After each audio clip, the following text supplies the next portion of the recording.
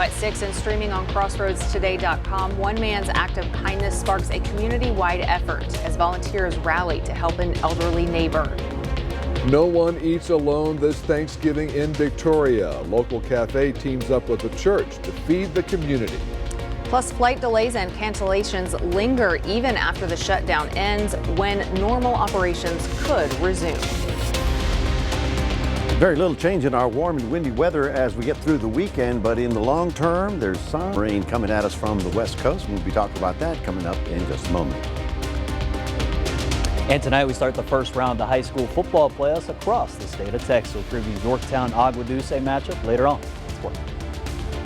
You're watching 25 News now at 6. Good evening and thank you for joining us. I'm Shawna Currie. And I'm Don Brubaker. Authorities say 3 people arrested in Goliad County Tuesday on immigration-related charges are now in ICE custody. The arrest took place near Highway 183 and Old Goliad Road, with Goliad County deputies assisted by ICE agents. The individuals have been identified as Gerardo Alarcon Garcia, Jose Ayala Salas, and Victor Zamano Mendez, all from Mexico. They have been turned over to ICE for deportation proceedings. Police are still searching for the driver who took off after crashing into a San Antonio home, killing a woman sitting on her front porch. Investigators say Janice Walker was in a chair when a speeding car lost control, jumped the curb, and slammed into the house. Walker was taken to the hospital with severe injuries and later died. She leaves behind 2 children and was caring for her mother, who was inside when the crash happened. The Texas A&M system adopts a policy requiring professors to get the okay from the school president to discuss certain race and gender issues. The proposal appears to mark the first time a Texas university system offers definitions of what kind of instruction related to race and gender should not be permitted. The system voted to ban faculty at its 12 universities, including Texas A&M Victoria, from teaching race or gender ideology unless those lessons are pre-approved by each campus president or a delegate. Seadrift officials are waiting to hear back from the TCEQ before giving the all clear on the city's boil water notice. That order went into effect last night after crews had to shut off the water to fix a broken main near Orange Street and Sergeant Rodney Taylor. Samples were taken this morning to make sure everything is safe to drink, and once the state gives the green light, that boil notice will be lifted. The DeWitt County Commissioners Court extended the outdoor burn ban due to ongoing dry conditions and wildfire risk. The burn ban will be in place through February 21st unless conditions improve sooner and commissioners reverse the order. For now, that means no outdoor burning or brush or other material, and if you do, it could cost you fines and restitution. The community is stepping up to help an 85-year-old Victoria woman who has been living in dangerous conditions. 25 News Now weekend anchor Amaya Norman shares how they're working to help her. What started as a single act of kindness has grown into a community-wide effort. Local community members volunteer to help rebuild an 85-year-old woman's home and hopefully her sense of security. Lucy has no family support and a home that's falling into serious despair. She says the house means everything to her, a place filled with memories of her late husband. But over time, holes in the walls, structural damage, and a lack of heating and cooling have left her freezing in the winter and struggling through the summer heat. When Frank Salazar learned about Lucy's living conditions, he didn't hesitate to step in. He posted on his Facebook page and asking for volunteers, materials, and donations to help repair the home and give Lucy the support she's been missing. It's just, if this was my family member, I couldn't let this happen. I would do exactly what I'm doing. If this is someone that is my family, I would do this, jump in as fast as possible. And it just felt like she was my family, at that moment. And this is where we're at now. Knowing that Lucy's 83 years old, and knowing that she can spend the rest of her days in a secure, warm, comfortable home, that's better than any paycheck I've ever received. Salazar says it's important to step up when someone in the community is struggling. He says they are still in need of more volunteers and supplies to complete the project. Anyone would like to help can call 361-237-0351. Shawna and Dawn, back to you. A Victoria restaurant is back for another year of serving up Thanksgiving meals to the community, this time in partnership with a local church. The Waterwell Cafe will serve plates on Thanksgiving full of turkey, dressing, sides, and dessert at Riverside Church. Anyone and everyone is invited to the church to share a meal and fellowship together. Cafe owner Jennifer King says it's not about just filling stomachs. For her, it's about filling others with love and hope during the holidays.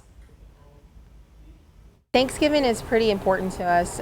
We want to be able to give families a gathering, a place to go and fellowship, a place to have sensibility and to have like a family, basically. We want families to be together for Thanksgiving. King, Waterwell Cafe, and Riverside Church will serve meals on Thanksgiving from 11 a.m. to 1 p.m. Golden Crescent Casa is looking for help, saying more local children need a champion in their corner during tough or dangerous home situations. CASA, which stands for Court-Appointed Special Advocates, provides one-on-one support to kids in foster care or struggling with family challenges. Trained volunteers work with professional staff, families, and caseworkers to offer guidance, stability, and a voice for children, making sure their best interests come first. Or the rewarding side of it is helping children and families heal while they're in this process. Helping children go home when possible, making sure that it's going to be safe and stable when they do so. That is the rewarding part of it. So at the end of the process, when a CASA volunteer helps that child find their final placement, we want to make sure that they are happy and healthy and in an environment where they will thrive for the future. Right now, Golden Crescent Casa is seeking 38 new volunteers to meet the growing need in our area. Leaders say the only real qualification is having a loving and caring heart for children who need support. And if you're interested in becoming a CASA volunteer, you can contact their office at the number you see there, 361-573-3734. And if you see news happening in our area, give our newsroom a call at 361-576-0026 or send us the information through email to staff@crossroadstoday.com. Poolside weather on November 13th, of course. Yeah, except the water is a little chilly, but you know, but you said poolside. Yeah, so that's right. So. Let's go to Mac for a look. We can work on our midwinter tan. How about that? Yeah, no, it's very mild. Temperatures way above normal, and that's not going to change for the next 3 or 4 days. Now, as I mentioned, on the West Coast, we have a very powerful, very early winter storm that's coming ashore. This is going to be a huge business because all of the weather that they had on the East Coast, that's pretty much settled down. All of the activity will be here. Now, what we need is for the storm to drop down and then come across like that to get some good rain. I'll talk about what the latest path of that system is going to be coming up in just a few minutes. We'll have all your forecasts in just a moment. Back to you. The longest government shutdown in U.S. history is officially over. President Trump signed a bill last night to reopen federal agencies after a bitter 43-day standoff in Congress. But even with the government back open, the impact is far from over. Ivan Rodriguez is in Washington, D.C. with how the nation is starting to recover. The U.S. government is finally back open, but the fallout continues. It costs about $15 billion a week, and it accumulates to maybe 1.5% of GDP. While there's relief for travelers, I am happy that it'll get back to some kind of normalcy. Flight delays and cancellations are expected to linger as air traffic control facilities staff back up. Thursday, nearly 1,000 flights were canceled due to those staffing issues. FAA mandated cuts to keep the airspace safe and unrelated reasons. It remains unclear when regular operations will resume. It's going to take a long time. The problem is that the cascading effect that has occurred during the government shutdown is going to just kind of build on top of itself. Across federal agencies, the hundreds of thousands of furloughed workers will have to address a more than 6-week backlog of work, from food safety inspections to NASA operations to tax refunds. Federal workers say it takes time to get things back up and running. And the battle on Capitol Hill still isn't over. There are no guarantees Congress will extend the health care subsidies set to expire at the end of the year, something demanded by Democrats as Affordable Care Act enrollees brace for premium increases. It went from $400 that we're paying right now to $1,975 for the same policy. The legislation also only funds most of the government through January, which means in less than 3 months, the government could close its doors again. In Atlanta, I'm Ivan Rodriguez. Homeland Security Secretary Kristi Noem is thanking TSA members who worked during the government shutdown. Noem met with Transportation Security Administration workers at George Bush Intercontinental Airport in Houston today. And she handed out bonus checks to workers that she highlighted as exemplary. Noem says TSA workers around the nation who served during the shutdown with distinction will receive $10,000 bonus checks. She highlighted the importance the TSA plays in keeping Americans safe while they travel.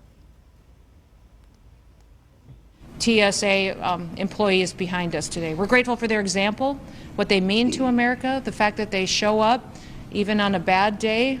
They continue to do their work, and they do it with embracing the mission of TSA, which is to serve the public and to keep people safe. With a government shutdown. The bonus money provided to agents will come from carryover funds from fiscal year 2025, according to an internal memo at the Department of Homeland Security. President Trump recommended a similar bonus for air traffic controllers who worked without pay during the shutdown. Let's Grow Texas Ag is airing its 18th episode on our sister station KBCT Fox 19. On Monday, it'll air at 9:35 p.m. and again on Sunday, November 30th at 5:30. In this episode, Joe Adams is at Goliad State Park taking a look at the history of the Texas cattle trails. And if you haven't caught the earlier episodes, you can catch those on the Crossroads Today YouTube channel. Subscribe, hit the like button, and click the notification bell. Stay with us. Coming up on 25 News Now at 6, pressure grows to release all of the Epstein files as new records emerge. The White House fight to keep some documents sealed. Also ahead, a California redistricting plan sparks a federal court battle. How the Trump administration is weighing in.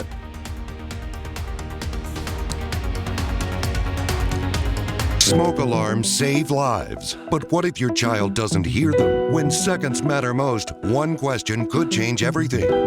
Smoke detectors are very, very important to have. They will save your life if they're maintained right, if they're installed correctly, and if, the batteries have been changed out like they're supposed to. They do save lives. Join Trenton Whiting for Awake When It Matters, a 25 News Now extra, tonight at 10 on 25 News Now.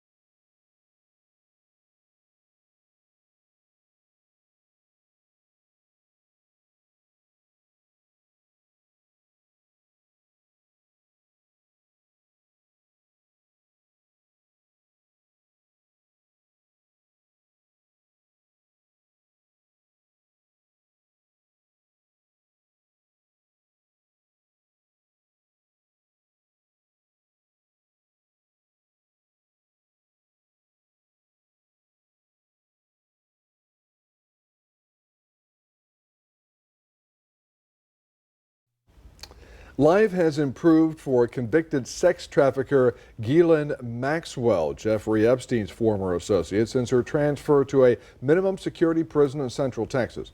Sources say she received special treatment, including unlimited toilet paper, meals and mail delivered to her cell, and limited contact with other inmates. At times, Maxwell's roommates were moved out, and she's been given special arrangements for visitors.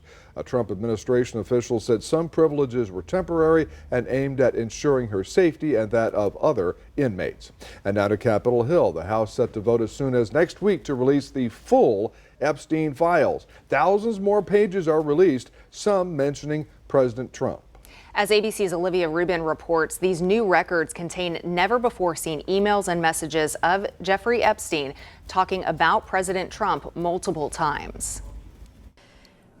Today, as pressure continues to grow on the Justice Department to release all the Epstein files, new questions are emerging about President Donald Trump's relationship with Jeffrey Epstein, as thousands of newly released records show Epstein discussing Trump multiple times. In 2018, during Trump's first presidency, Epstein writing, "I am the one able to take him down," though he gave no context. A few years earlier, in 2015, Epstein recalling a story about Trump, writing, "Ask my houseman about Donald almost walking through the door, leaving his nose print on the glass as young women were swimming in the pool, and he was so focused he walked straight into the door." The emails and text messages released by House Oversight Committee following a subpoena to Epstein's estate show Epstein exchanging dozens of emails about Trump over the years. In August 2018, Epstein responding to an article about possible impeachment, writing, "I know how dirty Donald is."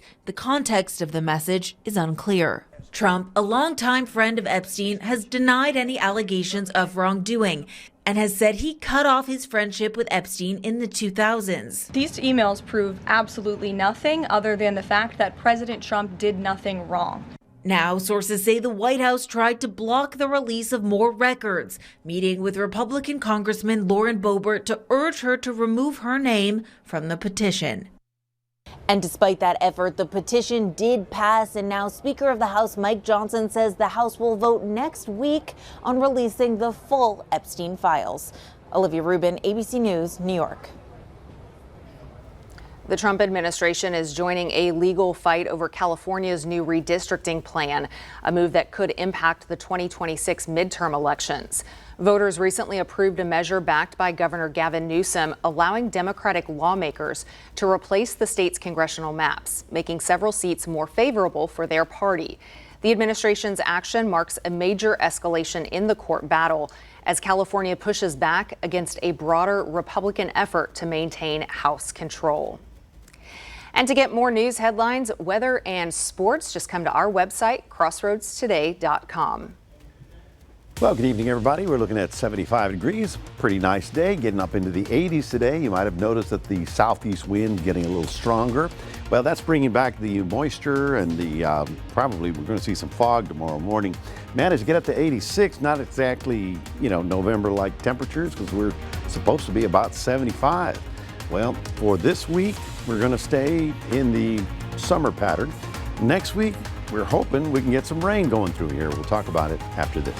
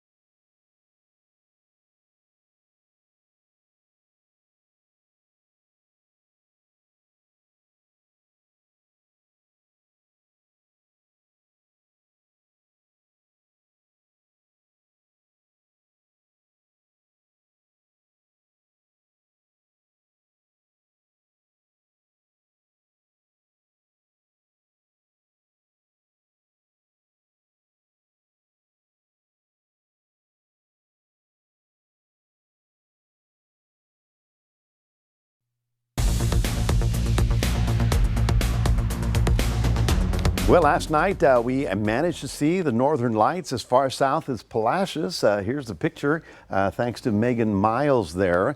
That's pretty amazing. Now, apparently it wasn't real easy to see it with the eyes, but if you put your cell phone camera there and you give it plenty of time, she was able to get that reddish glow over the area. Again, the northern lights down here is just something we've never seen, but if you're from the Midwest, then you've seen quite often. For us, that south wind has been the major factor of our big warming trend. We're going to stay with these temperatures probably 10, 12 degrees above seasonal averages. And then we've got this big dome of high pressure out here that actually has to move before we get any kind of weather moving in our direction. On the west coast, we've got a very powerful big winter storm here.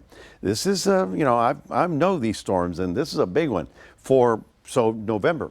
So it is moving ashore, and it's going to bring the west coast all kinds of problems. Already they're expecting 5 to 10 inches of rain up near San Francisco and Sacramento, and this is a lot of rain all of a sudden. You know, they're like us. We want the rain, but just not all at one time, which is the biggest concern. So they're going to be getting rain and snow all the way down to San Diego with this particular system. And then the question is, will it make it over the Rockies into our area? Well, for us in the short term, that southeast wind still continues to blow. It'll be very nice. I mean, next couple of days, this weekend, we'll be in t-shirts and flip-flops, and you probably can do a little bit of grilling outdoors if there's any games that you want to see outdoors. It'll be very nice. We are looking at that wind to be basically with us all the way through the weekend. It's not until next week that things may change a little bit. Overnight, we're getting down to about 60 here in the city, 59, 58 out there, not particularly cold. And then tomorrow, almost balmy out there with the 85 as your high temperature. This is the long-term picture, big picture across North America. The big storm that was bringing the early winter to the northeast is moving away. High pressure is now in control of the central part of the country. Let's see how powerful this storm is going to be. Well, it does drop down. It circulates. It's right there. Oh, this is bad. I can tell you right now. There's going to be flooding in Santa Barbara, California, Los Angeles, the mountain areas, mudslides. Trust me, next week you're going to hear about this. And then most of the energy goes into the Rockies that produces good snow. That's great. But then that snow, the low still stays out there. And 4 or 5 days of that's not a good thing. That's going to be a big problem. So then it is going to be strong enough to erode some of the high pressure. But you can see how by the time we get to Wednesday of next week, we loosen up the pressure and get some rain going here. That would be Wednesday and Thursday with a little luck. And then if you think of long term, we've got to get this one through here too. That would be 14 days from now. So very interesting map there that we're going to have to watch carefully. In the short term though, nothing to worry about. Looking balmy tomorrow, up to about 82 down in Port Lavaca. Cuero, you're getting up to about 85. So if you got outdoor work, no problems at all. Just a slight 10% as we get through the weekend and Monday as well. And then Tuesday, Wednesday specifically into Thursday is when we get the best chance of getting anything that looks like precipitation around our area. And that's, a good 7 days where we stay in the mid 80s. That's your 7-day forecast, reminding everybody we do have a QR code. Love for you to scan that. Put Crossroads Today on your phone. Shawna, back to you. All right, I have to say the weather could be worse. At least we can get outdoors and play sports, right, Max? Yeah, I mean, like I said, especially for football, right? Because again, it's going to be nice weather. You can play again in chilly weather all the time we have for football. But we're going to talk about that a little bit later on in our broadcast. We got Athlete of the Week as well because we had a good Canyon Carolina Viejo last week. Who will it be tonight? Find out next.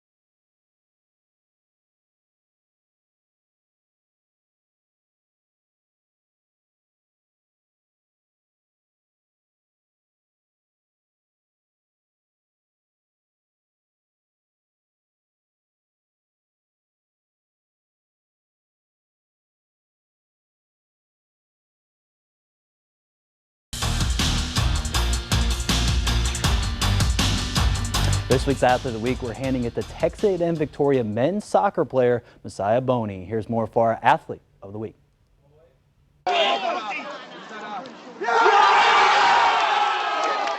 This week's Athlete of the Week goes to Texas A&M Victoria men's soccer defender Mosiah Bonet. Mosiah is first A&M Victoria soccer player to play at the international level, representing his home country of Dominica. He represented Dominica for the third time, with the previous two at the State Fair Community College located in Missouri. But his main reason to play for Dominica was to make his family and his younger brother proud. Seeing how much it means to him, how much it means to my mom, how much she actually cares about it, and how far it can actually bring us.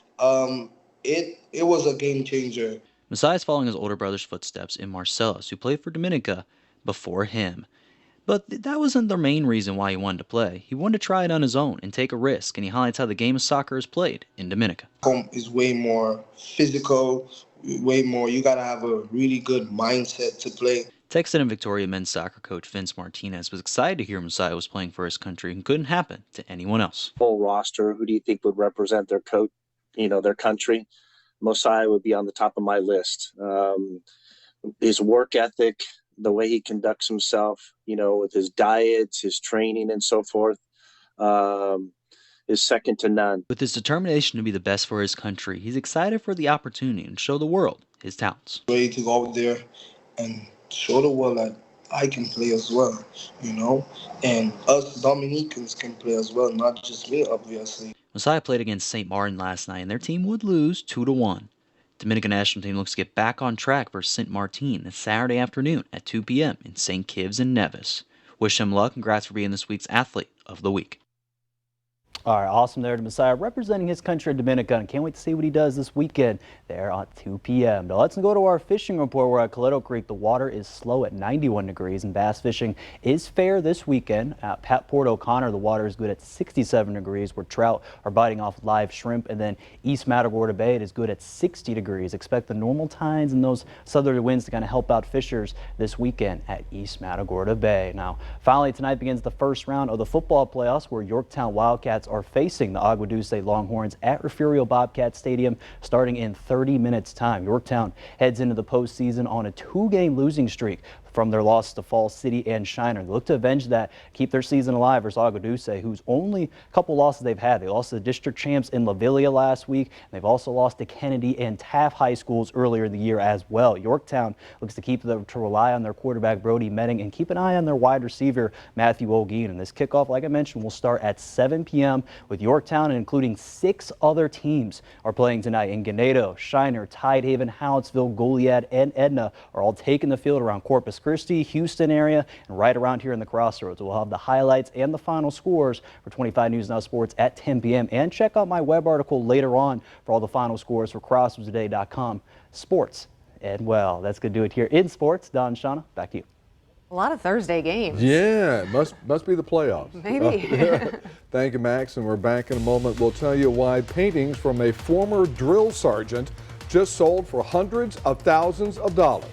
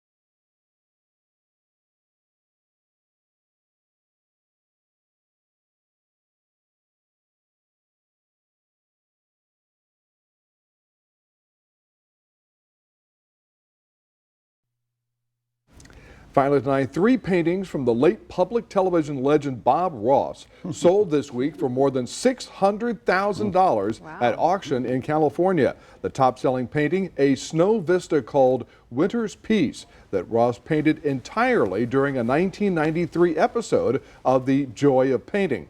They went for $318,000, that one painting. The paintings were the first of 30 Ross works being sold to benefit public TV stations hurt by cuts in federal funding. The former Air Force drill sergeant was known for his calm manner. And the happy little trees. Oh, Happy little I can't tree. imagine Bob Ross as a drill sergeant. I know, it no. doesn't. It doesn't go Okay, together soldier, at all. drop and give me 50. You know, it doesn't have the same impact. You know? Okay, now let's march with a happy face. That's right.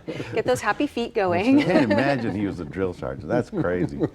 Anyway, folks, we continue with the very warm weather. We'll be in the mid-80s right on through the weekend. I mean, barbecuing, working on the yard, all that good stuff. Next chance for rain won't be until about Thursday of next week. And I'm not hoping, I'm not certain of it. Let's just say I'm hoping more than anything that we get something going. And there's a forecast. It's really bold. Oh boy. It'll be colder for Thanksgiving.